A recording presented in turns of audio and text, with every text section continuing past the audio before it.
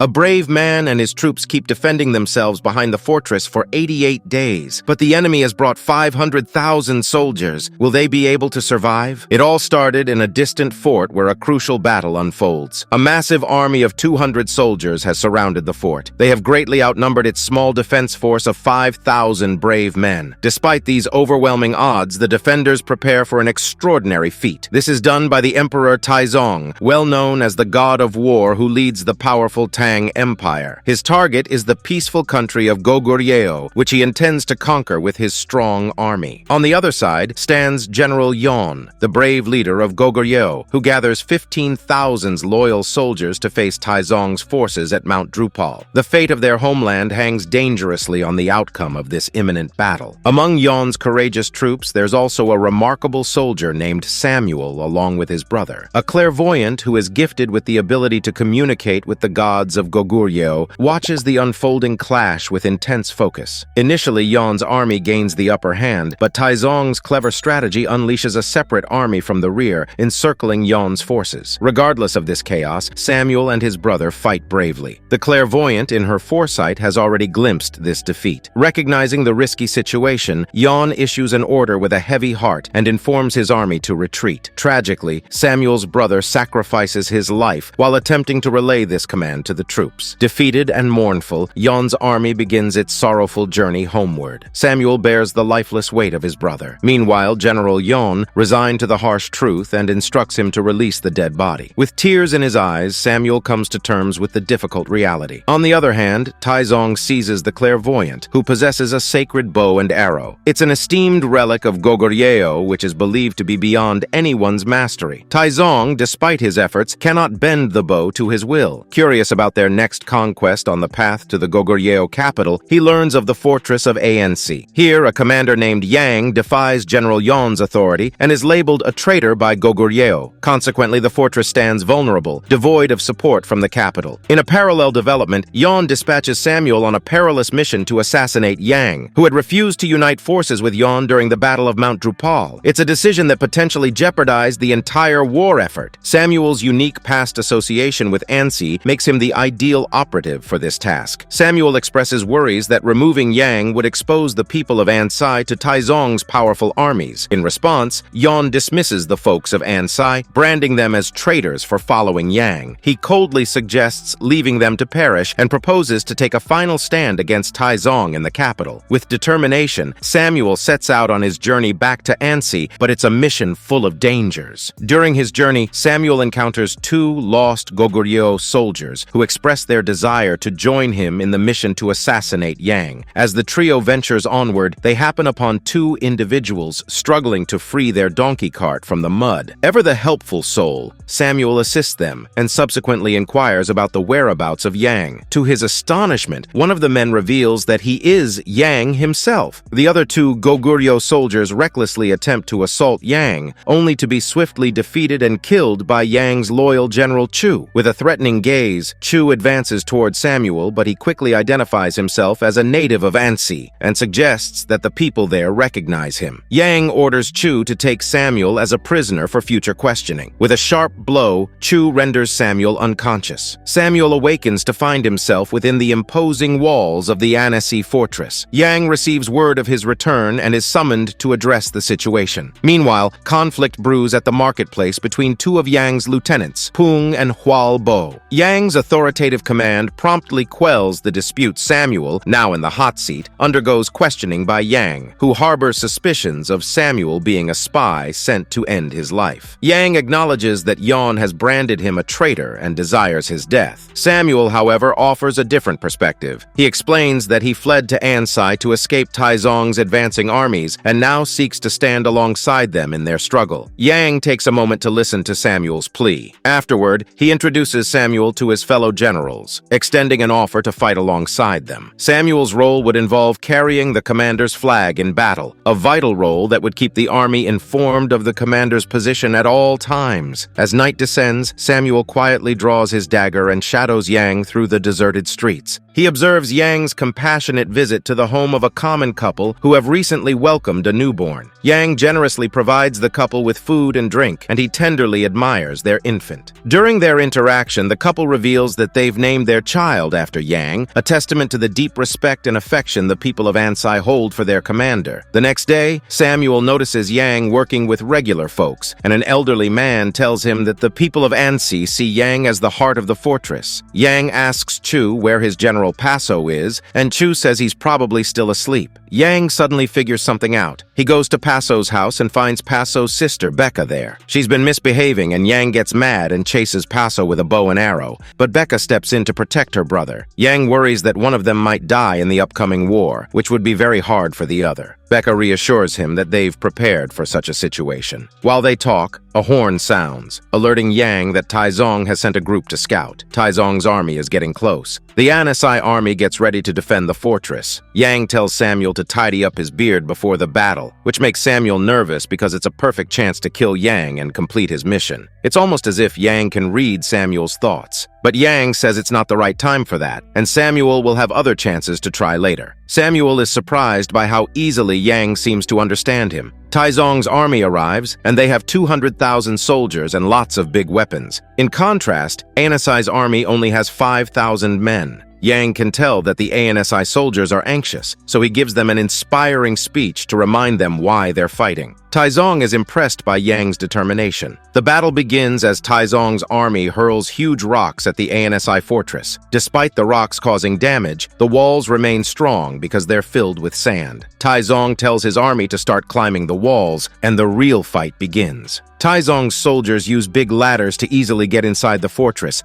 but Yang's men fight bravely. Becca and Paso's mounted units wait patiently for Yang's signal, trusting their leader completely. After some fighting, Yang gives the order to attack the enemy from both sides. Meanwhile, Taizong's soldiers try to break down the fortress door that they've entered, but they fall into a trap set by Yang. On top of the fortress walls, Yang's soldiers form a tight group and push Taizong's men off the edge, taking them by surprise. Yang orders big crossbows, which they use to knock down the siege ladders. Taizong's army can't climb the walls anymore, so he tells his soldiers to retreat. Surprisingly, Ansai keeps Taizong's forces away. Samuel is very surprised. Later that night, Samuel has a dream about losing at Mount Drupal and Yeon calling him a traitor. He remembers his mission. Yang comes into his room and finds Samuel there with a dagger. Samuel asks why Yang defied Yeon. Yang explains that Yeon killed the Goguryeo king, but Samuel says it was needed because the king was freeing Taizong's prisoners and seemed controlled by Taizong. Yang says killing the king started this war needlessly. Samuel insists that the war happened,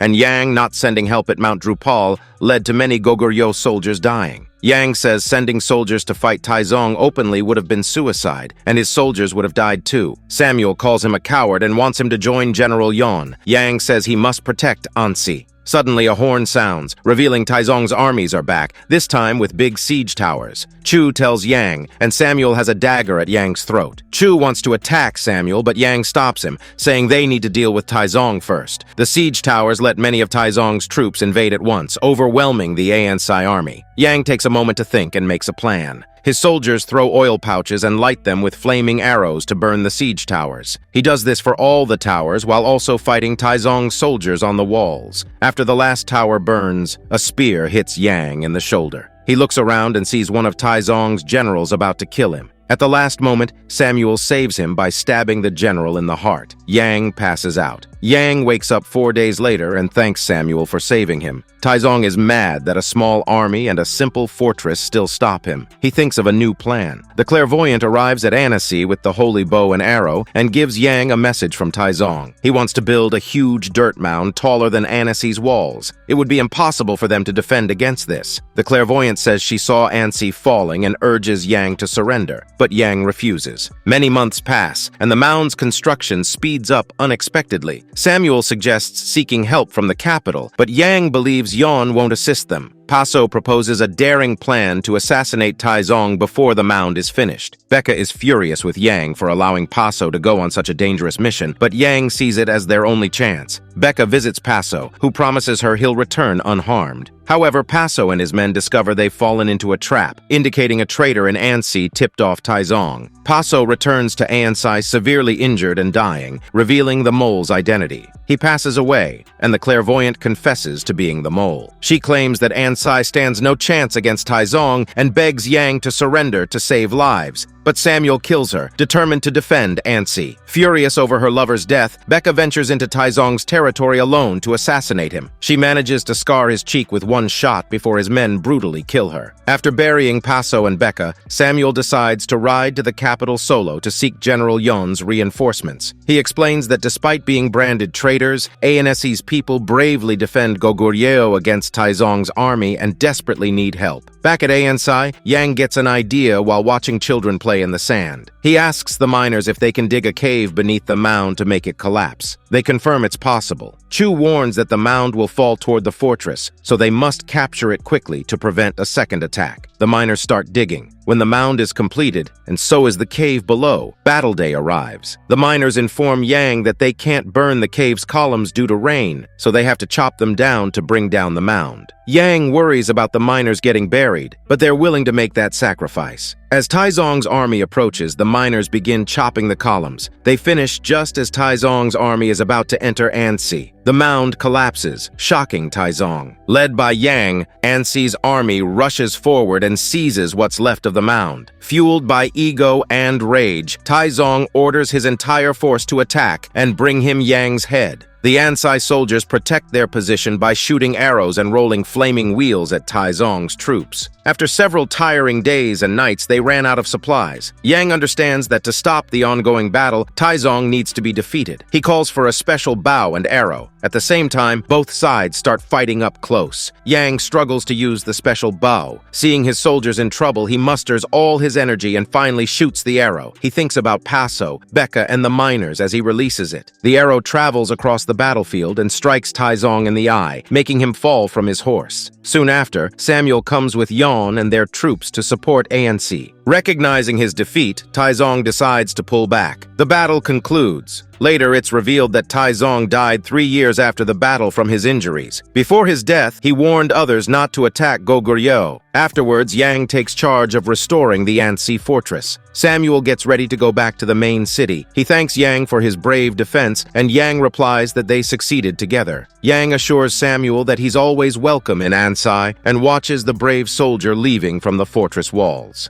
Loved this recap? Don't miss the next one. Subscribe, like, and comment which movie we should dive into next. Your pick could be our next spotlight, and turned on the notification so you stay alerted of our next post.